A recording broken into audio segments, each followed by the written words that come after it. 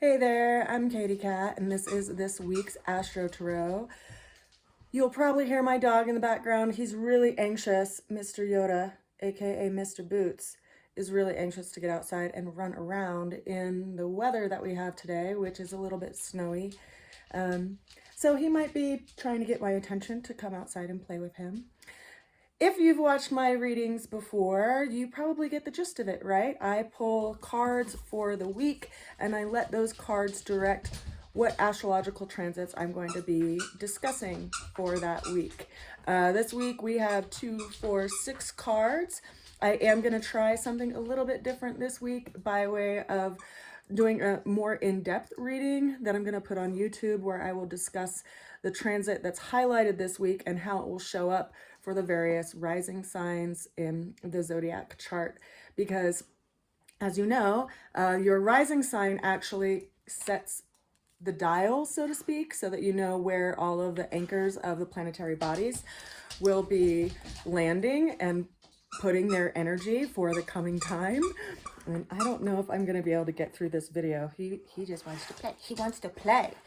And this is his monkey. I just got him this monkey for his Halloween gift. I tried to dress him up as a bat too, and it wasn't very successful. He did lots of somersaults to get it to come off of him. So let's see if I can get through this video, right? You will have the highlight of Mr. Yoda squeaking his monkey throughout it. And then if you'd like to see the more in-depth video that I'm going to be putting on YouTube, just visit me there. I will put the link in the comments below once it is uploaded. Let's go ahead and look at what's going on astrologically this week by way of the planetary bodies. On our first look, we can see that the sun is approaching the middle degrees of Scorpio. We see that we have Mercury, which is just now entering the sign of Sagittarius. We also have the moon in Sagittarius, as well as Venus in Sagittarius. Pluto is over here at the final degree of Capricorn. If you look directly across from Pluto, you will see that we have Mars in direct opposition to that Pluto position. It is over in the sign of Cancer. We also have Saturn in Pisces. I believe it's at 14 degrees. It's retrograde. We have Neptune also in Pisces retrograde. Chiron is in Aries retrograde. And then we have Uranus, which is over here in Taurus, as well as Jupiter over here in Gemini. You'll see that the position of Jupiter is in opposition to Venus. So we have that opposition aspect happening right now. And then we also have this opposition between Mars and Pluto. So we have a couple of key energies that are showing up for this week, but the one that is actually being highlighted this week is the planetary body of Mercury. Interestingly enough, Mercury is getting ready to go over its shadow. It's going to be going retrograde during the month of November, where it will be moving forward into Sagittarius, and then we'll be backing up to around 6 degrees of Sagittarius. So wherever you have the sign of Sagittarius in your chart, whichever house it's sitting in is going to be providing you some kind of review or some revisiting to a process. And I say that because we need to check out what's going on with Mercury, because Mercury is our big player on the table for our reading for this week. Now, I actually am going to grab my ephemeris real quick. Let's see here. Let's see. So if we look at what's going on, if you've never seen an ephemeris before, you don't know what that word is. It's basically a grid, like a spreadsheet that tells you the different positions of the planets as they move throughout the month. And I use it as a resource to kind of chart what's going on in the sky and to see what's being highlighted by way of the work that we are being encouraged to work to do that month or that time period. So Mercury currently today on the 4th of November is at 2 degrees of Sagittarius. It is going to start going over its shadow on the 17th of November. which basically means it's going to be moving forward, and the shadow is what it's going to come back and basically transverse again, or navigate through again. So Mercury will continue to move forward from today to the 26th of November. It will be at 22 degrees, and then it will go retrograde visibly in the sky. We'll see it kind of going backwards. It's not actually going backwards. It's just kind of a visual illusion. But Mercury is the fastest moving planet. It also is in control of our communications, our technology, our elementary education, our contracts, things that we sign with our hands.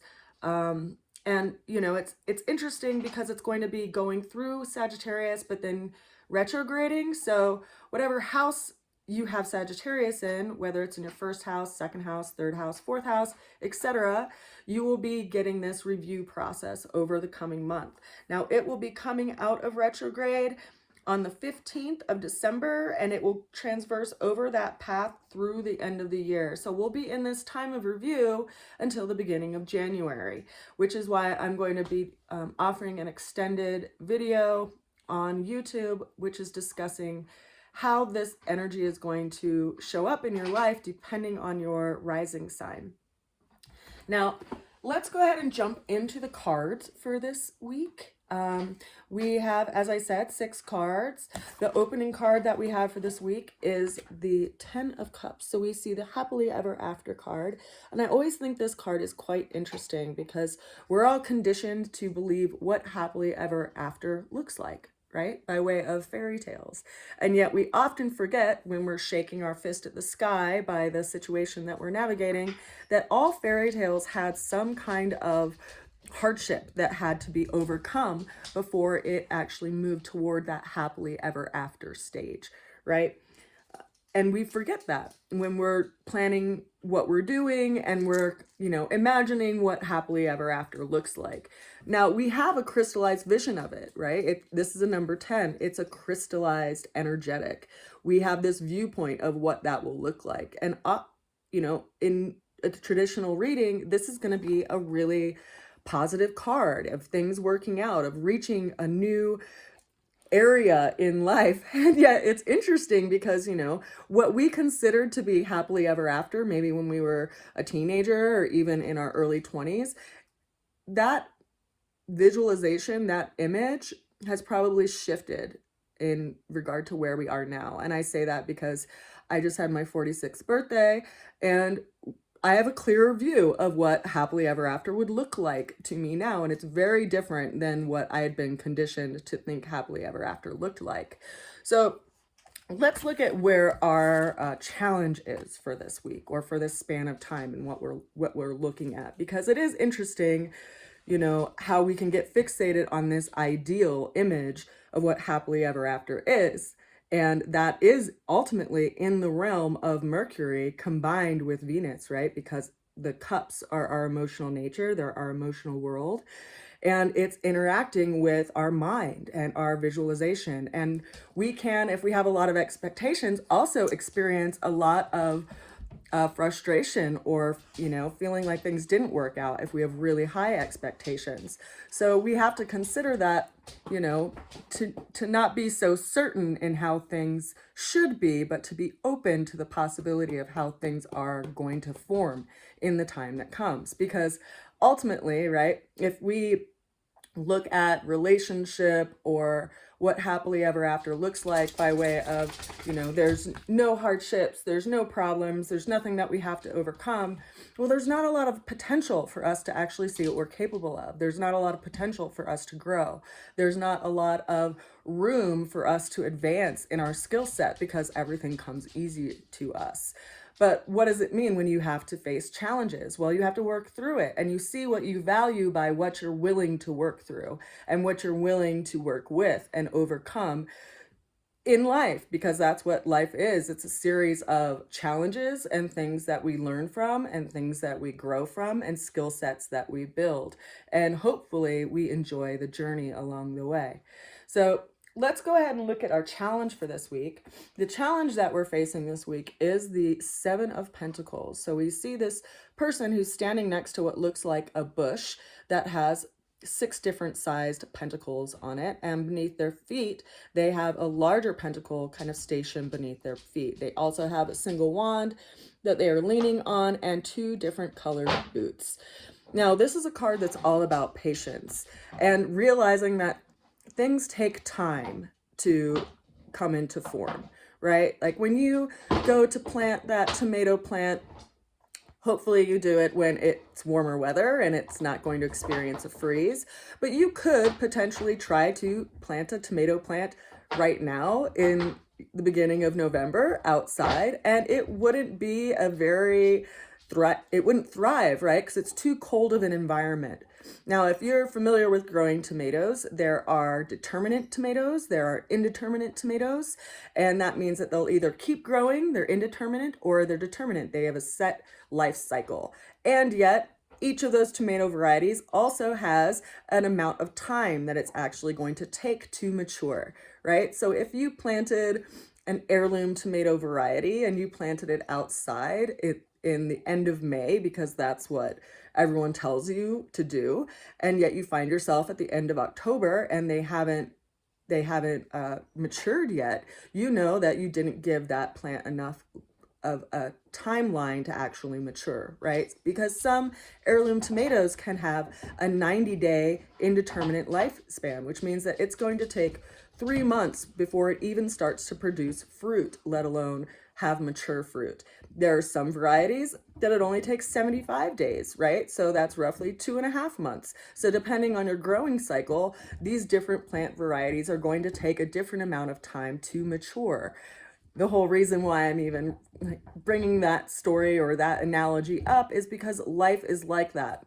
Things take time to mature. And this is a card about patience. You have to have patience around seeing how something grows, see how it reveals itself over time. And also consider that different environments aren't going to grow the same fruit, right? You cannot have a successful tomato plant grown outside in the middle of winter if you are in the northern hemisphere.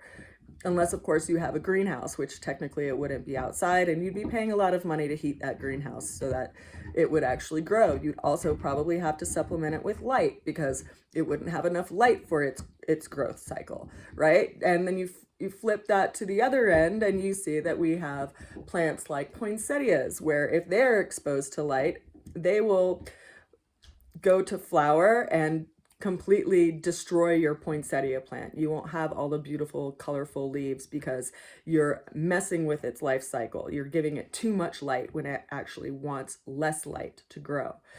Everything has its own perfect condition. Everything thrives in an environment that it's best suited for. And we have to create that environment for things if we want them to grow. We have to make sure it's fed properly, it's watered properly, it has the right amount of sunlight, right? It has the right soil. We are a lot like plants. And I do refer to plants a lot because I like to grow things, hence all the plants that are behind me. I worked in a plant nursery off and on for about 10 years, and I have a lot of plants inside right now because it is cold outside. Like this plant over here to my left, which is your right, I guess. To my left, probably your left if you're watching this video. It's a ginger lily plant that I got a cutting from in Hawaii, so it would definitely not thrive or survive outdoors in the Colorado winter. And a lot of us don't thrive in, say, relationships that are cold or that don't nurture us or don't support us, right? And so we're in this space right now where our challenge is having patience around things. It's like we have a clear idea of what we want and what we want to grow, and we know what that heirloom tomato has the potential to taste like, but we have to have patience with it. We have to continue to tend to it. And this might be a really long story as an analogy, but I think it reflects in a lot of areas of our life, in areas that we want to grow toward. You know, I use this tarot deck as an example a lot because I didn't create this tarot deck in a single day. I created this particular tarot deck over a period of 2 years. And if you consider the printing of it, that was a 20-year process, right? Because it took me 2 years to draw this deck, and then I waited 20 years to actually, scan it and resize it and get it printed through a company that could do that at a quality that I wanted it to do. So some projects are in the long game, right? They're not something that gives you immediate satisfaction. And so the challenge that we're facing this week is this idea of patience and continuing to nurture and give our energy to that which we want to grow and that which we want to fruit. Now, the way through the challenge, this is where Mercury shows up in our reading. The way through the challenge came in by way of the Magician. Now, this card is governed by the planet of Mercury. In this card, we see a character that has their hand lifted up to the sky with a wand in it. They are acting like a conduit, and in front of them, or to the side of them, they have this table that has a sword, a wand, a pentacle, and a cup, which are their 4 tools, which are likened to the swords being the mind and their communications, the wands being their will and their spirit, the cups being their emotional nature and their relationships, and the pentacles being their physical body, as well as those things that they value, and ultimately the resource of time itself.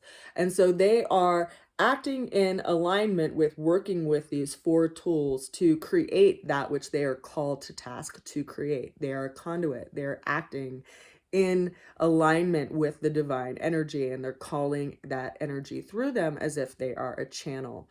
And so we have to remember those things that we are inspired to do or that we feel called to, there's a reason for it. There's a reason behind it, even though the mind may not understand that.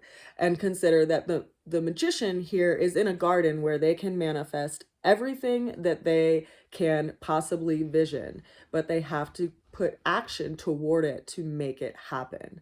So we are in this time of review wherever Sagittarius is sitting in your chart. If it is in your first house, you are reviewing your sense of self and how you show up to the world. If it's in your second house, you're likely reviewing your way of making money and your resources and your values and your belief system. If you have Sagittarius in the third house, you may be evaluating your connections to your community and your neighborhood, as well as your siblings, because the third house governs our siblings, as well as our immediate neighbors, our immediate environment. And then if it's in the fourth house, it could be matters around the home, which I have a Virgo rising, which places Sagittarius in my fourth house. And I am in a process of reviewing my considerations of where I want to live. I've been in this stressed out situation for the last 6 months, feeling like I was getting uprooted and that I'd have to move. Now I may be able to stay here or, find another place that I want to move to that might give me more stability. So this is all a big reviewing process that is happening in my personal life, in my fourth house, in my house of home, because I have a Virgo rising, which places Sagittarius in my fourth house.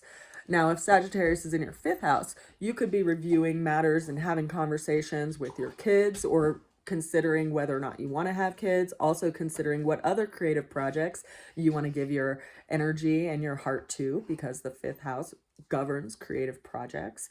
If it's in your sixth house, if Sagittarius is in your sixth house, it's going to be reviewing, matters around your day-to-day lifestyle and routine, and possibly even where you work, because that governs our job that we have, not necessarily our career, but our job.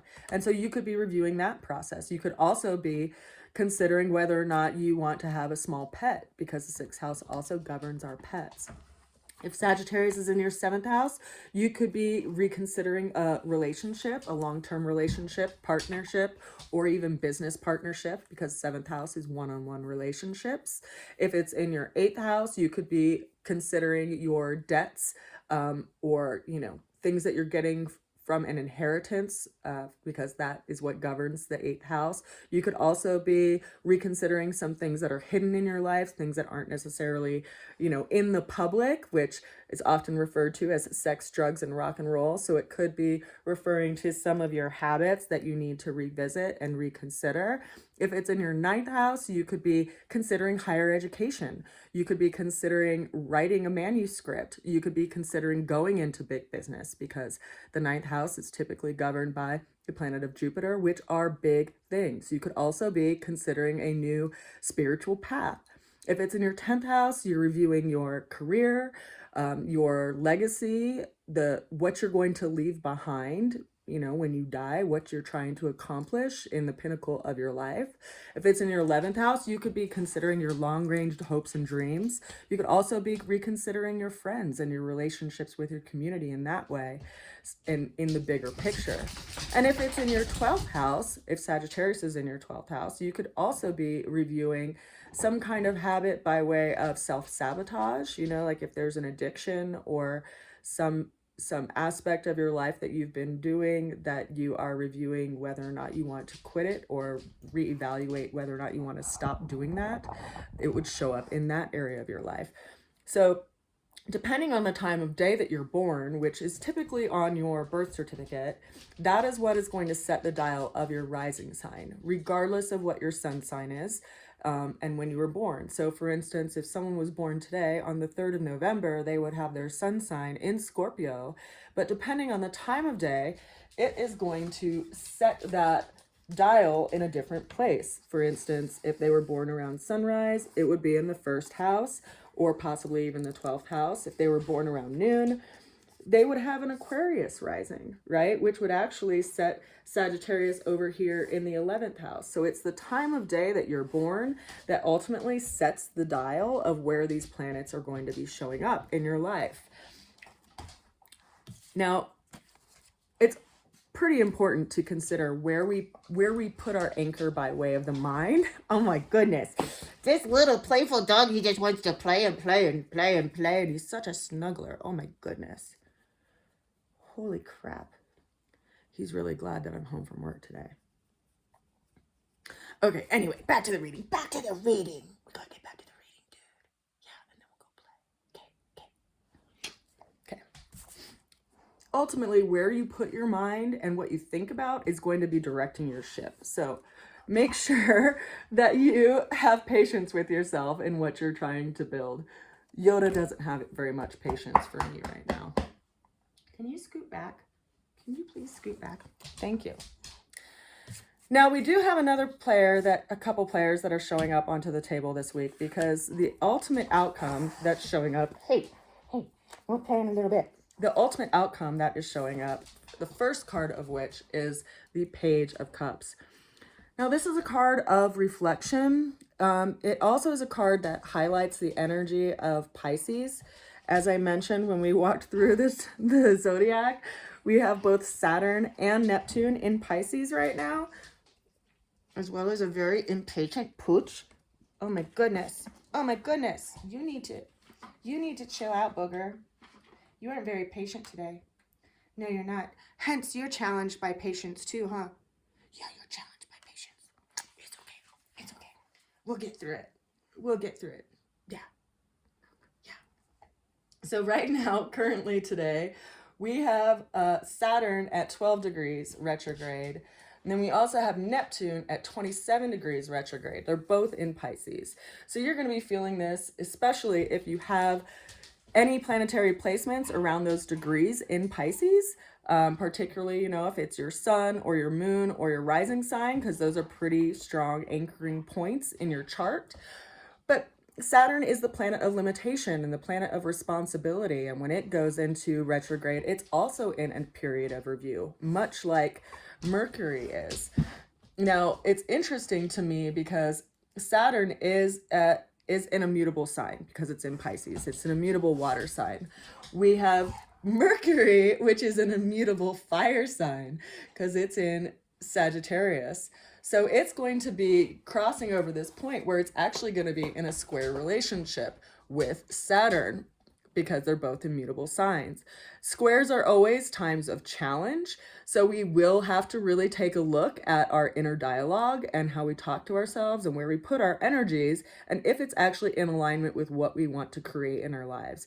Saturn is asking us to look at the importance of time, and that time isn't limitless. I mean, it is if you don't consider an individual's life, but if you consider an individual's life, we only have so much time to accomplish things and to do things.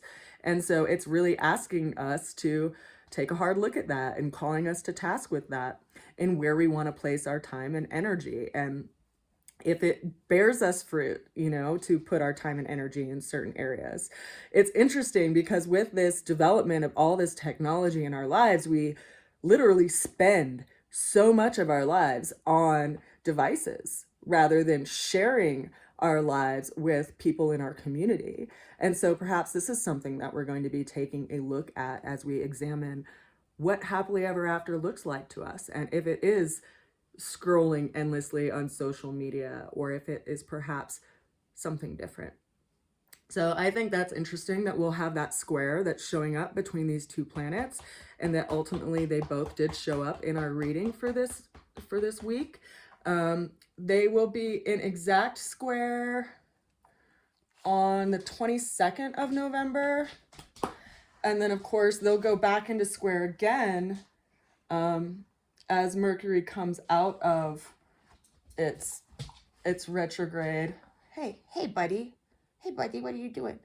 Which is actually going to be later on in December, because in December we'll have Saturn at 14 degrees of Pisces, and Mercury will be at 14 degrees of Pisces on the 27th, right after Christmas, for those of you who celebrate Christmas. So there's definitely a review process happening. You are too big to do that. Get down. Now, that card is further clarified by two additional cards, which I think I actually just referred to in talking about that relationship between Saturn and Mercury being in square. We have two wands coming in. We have the Five of Wands, which is all about cooperation or conflict and how we engage with people in our community and people in our life. Because you see these five people with these five wands, and they could either be in a situation where they're learning from each other, or they could be in a situation where they are combative towards each other. So how do you want to apply in life? If it's a number 5, it is telling us that we do have a choice. So what do you want to engage with? What do you want to give your energy to? And is it ultimately taking you in the direction that you want or not? And in asking that question, I feel like we're kind of being set up, because this card is further clarified by the Four of Wands. So we see one less wand in this final card. So in just energetics, we can see that there is one wand that's being set down. So perhaps there's an area in life, hey, you need to back up. There's an area in life that we're deciding to not be so combative with. And we do decide to have rest and respite, and, you know, have some kind of celebration from setting that wand down. Because the Four of Wands is a place of rest and relief. And Yoda likes that, yeah. Oh my goodness, what a goose. That is this week's AstroTarot. I did go ahead and walk through the 12 houses. If you have any specific questions, feel free to comment below and ask me. If you're not sure what your rising sign is, you can also reach out to me and ask me to look it up for you. You just would need to know your time of birth.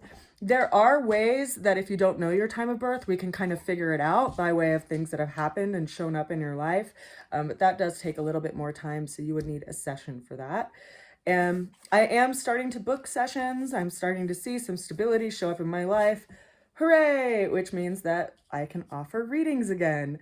And I'm scheduling readings about 2 weeks out currently. If you are scheduling with me right now, they are 1-hour readings. We will go through your astrological chart, upcoming transits for the year, and then also do a 12-card reading for you. All of those readings are recorded so that you can refer back to them as the year, you know, as you can navigate through the coming year, and you can refer to different sections of it that come up. I changed how I do my readings a couple of years ago, and my clients really like that I add these two facets together. They are a little longer than your normal tarot reading. They're about an hour and a half in time, but they are definitely worth it.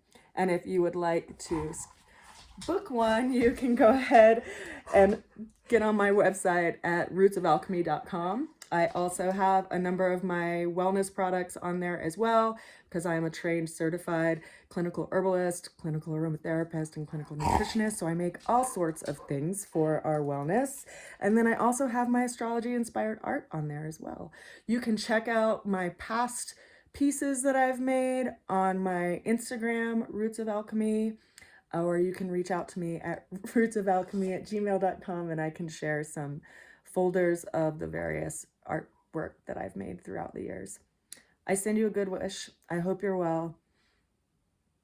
It's a good time to meditate right now and have some stillness and pay attention to our intuition and what our heart is ultimately called to, because it's the best compass.